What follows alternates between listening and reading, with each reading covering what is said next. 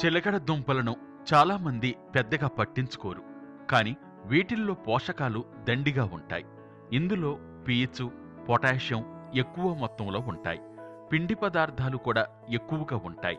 పైగా ఇది రుచికి తియ్యగా ఉంటుంది. కాబట్టి ఉడికించుకుని నేరుగా తీసుకోవచ్చు.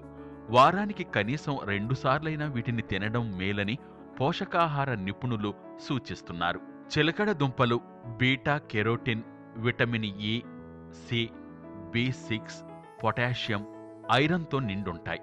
మామూలు దుంపల కంటే వీటిలో ఉండే అతిపెద్ద ప్రయోజనం ఏంటంటే ఇందులో ఉండే గ్లైసెమిక్ ఇండెక్స్ తక్కువగా ఉండడం వల్ల అది మధుమేహులకు ఎంతగానో తోడ్పడుతుంది.